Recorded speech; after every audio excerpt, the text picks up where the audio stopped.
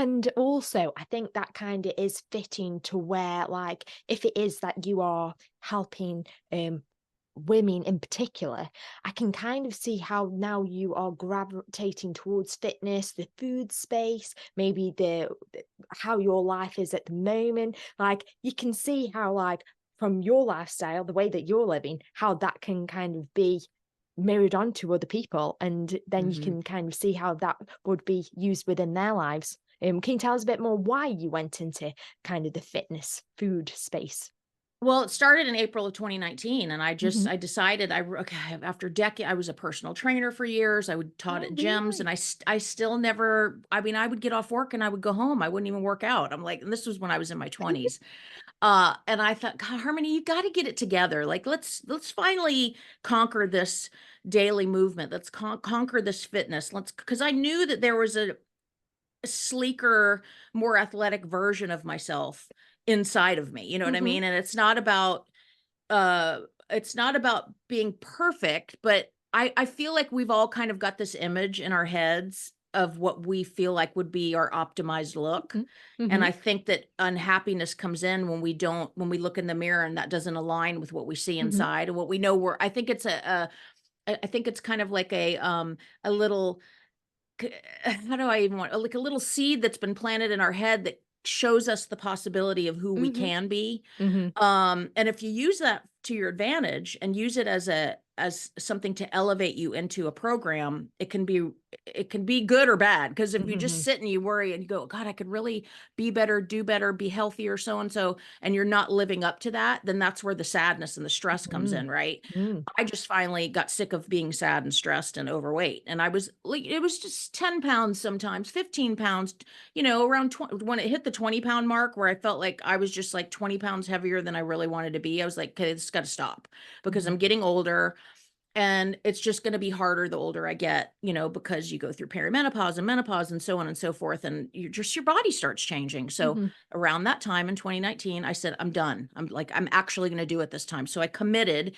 to every single day I got off work, no matter the weather, no matter what, I was going to come home and go for a walk. I was just going to walk in the door, change my shoes, put my Nikes on, grab my dog, hit the road. And it started off being 1 mile, just a lap around the neighborhood. And that turned into my obsession with trail running. And now I would rather be in the woods running than doing anything. That's what I was doing before I came on with you. Mhm. Um, and now I'm running like 4 and 5. I probably run 20 to 25 miles a week. Wow. And it just in the woods, I was able to experience that connection with nature that I've always loved nature, but it's different now. Like I Mhm. feel like a forest nymph. Like I just feel like I'm wrapped in love every single time I go into the woods. I feel understood when I'm in the woods.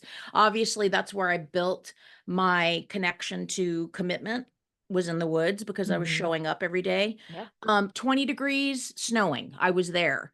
95 degrees like it is here right now and hot, I'm there. You know what I mean? And unless there's some extenuating circumstance, I'm there. Mhm. And it has just utterly changed my life the way that that commitment to daily movement has changed everything because you can try to tell God your plan if you want to hear him laugh. Started off with the intention of just trying to do a little bit of movement every day and getting down to my goal weight. That was it. Yeah. And 6 years later, April was 6-year celebration of that commitment of doing it pretty much every day. I and when I say every day, I mean, even when I've come over to the UK, I'm up before the city wakes up. I'm running 5 AM through the streets of Edinburgh. I'm running 5 AM through the streets of London. Like I am, well, no matter where I am, always on point doing the movement because it feels so good. And it's gifted me so many things, which is this confidence. It's Mhm. a level Yeah, of yeah. awareness that I said for my whole life, I'm not built to be a runner. Well, that's not true. So I think what I've learned through all of that is our narratives kind of shape what we think we're capable of. Mhm. And so all those years back, it started off with just a commitment to a little bit of movement every day. And then that has morphed into obviously being super healthy, athletic. My body feels good. I'm strong. I just got all of my blood work done, my metabolic, my heart, my lungs, my blood pressure, everything is so happy as I get ready to turn 50 in October. But obviously through that, as I started getting healthier in the woods, I needed more energy. So I started looking to food which is why when I'm sitting, I have things like this instead of potato chips. Nice. I still eat potato chips, but and for the most part, like I just started really thinking about health. And then Mm. serendipitously from the universe, I got a fibroid diagnosis, and that was scary. I had never heard of that before. Didn't realize how common it was. And I was in process a handful of years ago to write a cookbook just because I've always loved food. I've been a line cook off and on in restaurants throughout my life. My mom's a cook. So anyway, I just said, hey, let's take this from being just a cookbook and turn it into a cookbook that's fibroid friendly. And Oh, that I is where the see. nutrition obsession came in, because I knew that I was going to switch it just from being food that I love to food that is fibroid friendly, which means it is healing to your body.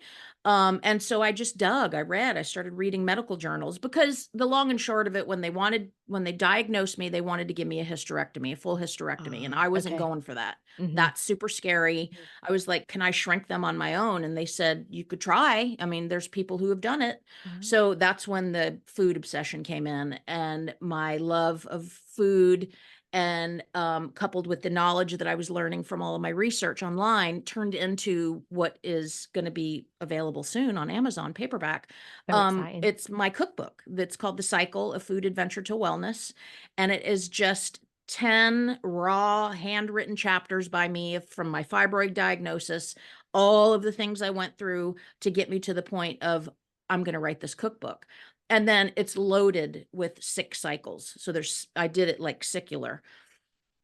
And so there's 6 cycles of the cookbook. And then each section, it was originally going to have like 3 recipes per section, but it's Mhm. got way more than that, plus a few bonus sections. So fibroids are not just, anybody can buy the book, because fibroid is essentially just a tumor. And Mhm. not 9 times out of 10, they're benign. But tumor is a tumor is a tumor. So the Mhm. food in this book is healing. I explain why it's healing. It's a lot of like whole foods, but fun foods, because I Yeah. like to eat. So it's just interesting how, like I said, you want to hear God laugh, tell him your plan. This was unplanned, but Yeah. it just goes to show you how everything kind of works in a perfect oiled machine if you're following your breadcrumbs. It's also it's like it's become a passion project. So obviously from being a woman, from having that sort of diagnosis from the fibroids to then kind of go, but I like exercising. Oh, but I like nature. All of this starts getting intertwined. And then it's kind of like from your community of who you were serving previously, it's like that's come about still, and it still continues to serve those people just in a new way, which feels a bit more configured and aligned and definitely can help people. Oh, yeah, and actually just last week I had 6 months no alcohol, and Ah, that's so good.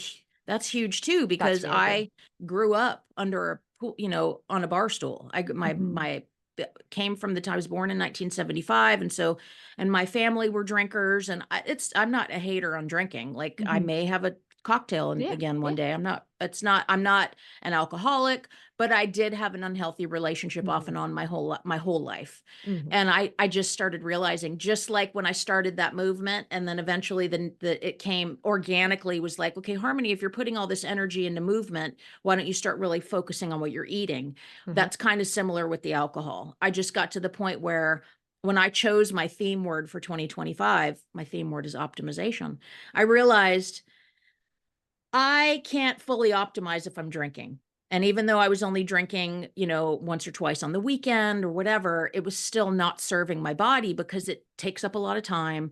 And at the end of the day, I mean, I don't want to be a hater, because everybody loves a good cocktail, a good sip of bubbles, whatever. Mm. But it was counteracting what I was doing, which is committing So all it's this like time. doing this against each other. Yeah, yeah, yeah. Yeah, and I Uh-huh. just got to thinking, "What? Like, let's just stop and just see what happens." So, and this is seriously, I have been drinking since I was 13. Mhm. Like, I have celebrated with alcohol, I have cried with alcohol, I have started and ended relationships with alcohol. Like, Mhm. alcohol has been a part of my life on a daily. Sometimes, it's obviously waxed and waned, but to do life without alcohol was just like that cherry on top. And now I'm like 6 months into it, going, wow, this is it wasn't really that bad, but at the same time, this is amazing. Like, Yeah. could my skin's gotten better, my energy levels have gotten better, and I'm high energy anyway, but I was like, okay, I see what's happening here. Somebody or something is guiding me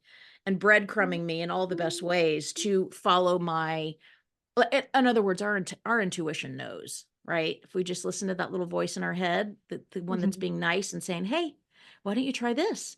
Well, alcohol has been tapping on my shoulder for years going, hey, why don't you put me down for a little bit and let's see what you can accomplish. And so here we are 6 months later, and it's just kind of all, and now the book's coming out of it. So it just goes to show you, I don't know, honestly, between me and you and all of your people who are going to listen to this, I don't think this book would be going to publication next week if it wasn't for me not drinking.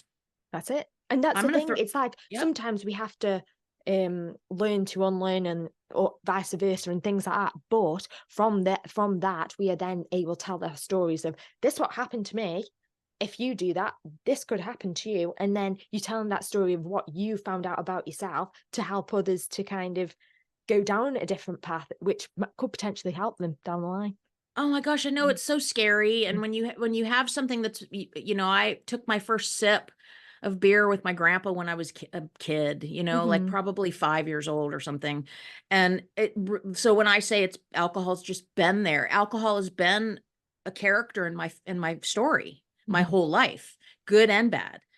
And so I was telling, this is why narratives and mindset are so important and the way we speak to ourselves, Yes. because we're only going to accomplish the things that we think we can accomplish. And That's it. we can have all these dreams of achievement and this, that, and the other thing, and all these goals that we want to accomplish. But if we don't believe it, like truly believe that it's possible, it's not ever going to happen. And so I was telling myself for years, that's going to be boring. Life's going to, how am I going to go to a concert? How am I going to dance? How am I going to sing karaoke? Like, how am I going to hang out with my friends? How am I going to go to dinner and not going to have any wine? Like, or not that I really drank wine, but I'm not going to have a shot of tequila. Like what, that's going to be boring. Told myself I was hyper focusing on what I was going to be missing versus what I was going to be gaining. Yes. And that just gave me chill bumps. Like that was the biggest thing is like, it doesn't matter how old you are. I'll be 50 in just a matter of weeks, but that doesn't mean anything at all. You look at life like with a beginner mindset all the time as much as you can, because you just have no way of knowing. And if you've never experienced it, you have no way of fantasizing. Like I know for fact because of what I've done and what I've achieved at this point, which is I'm just at the bare minimum of what I'm going to be accomplishing. Because I've got my eyes set on big things, but we have no way of imagining how great our life can be because we've not experienced yet. That's it. It's beyond anything that we can even fathom, especially if we push ourselves outside of our comfort zones. Like that's And if you huge. try to force things, it'll probably push you back. Whereas, as you said, sometimes it is unexpected. You didn't even realize this was going to happen. But sometimes it's those moments that actually lead you to a better place. Yeah, follow that intuition and let yourself be a feather. I just like to I try not to force anything. I just let myself, I'm in tune and I give myself that moment to speak to myself through meditation or moving meditation when I'm running in the woods or whatever. But I allow myself to follow those nudges, follow what feels good, and I keep that simple. And this is what I communicate to anybody that I've helped throughout the years or friends or whoever is do more of what feels good and less of what feels bad. We Mhm. can complicate things so much as humans, and we can get in our head about our friendships and our love life and our job and our what do I do? Just take a beat and just sit and think, does this what I'm doing right now feel good? And if it does, do more of that. And that will Mhm. lead you down its own beautiful path. And if you're doing something that makes your nervous system feel on fire, or it feels icky and it's just constantly like that, then step away from that. You know what I mean? Yeah. Set some boundaries. So there's a lot of really cool nuggets of information that not only am I sharing in my cookbook, through my story and through my recipes, but coming soon, to just other books I'm going to write and the community that I'm creating and trying to grow this YouTube. It's not easy. I'm all over the place with It social can be media. slow and steady, but sometimes that's the best thing to get out there to the right people. Right. Exactly. That's it. But it's been such a wonderful conversation today. But my last question for you Okay. is: do you have any words of encouragement, words of wisdom that you'd like to leave us off with today? Yeah, give yourself the time to get quiet. I think that that's my That's biggest great. thing. Like even if it's for 5 minutes. And I know we innately don't do that, whether we know it or not. We scroll, we shop, we go hook up with friends, and we busy ourselves in so many ways, because we get anxious. I think that we innately know as human beings that if we get quiet, we're going to hear things. And then our brain, our higher self, or whatever, God, whoever you want to refer to it as, starts telling you things like, hey, why don't you try this? Or why don't you stop doing that? Or la, la, la, la. Well, when we know it, then we've got to act upon it. And acting upon it's not always easy. And so I would say, if you are feeling in a roadblock, or you're feeling sluggish, or you're feeling confused about where to go, how to go forward in your life, trying to figure out who you are in the world, just get quiet, even if it's for 5 minutes a day. Doesn't have to be a meditation. It doesn't have to be anything intense. You don't have to sit, crisscross applesauce on a mat with incense burning and the whole nine, but just get quiet and ask yourself some questions. Do I like the person I'm in a relationship? Do I like my job? You know what I'm saying? Just get quiet every day for a few minutes. Yeah, The answers are inside you. No, that is it. Yeah, absolutely fantastic. No, but thank you so much for joining us today, Harmony. Yeah, You're it's been a welcome. pleasure. It's been a pleasure. It's so great to see you. Thank you for having me.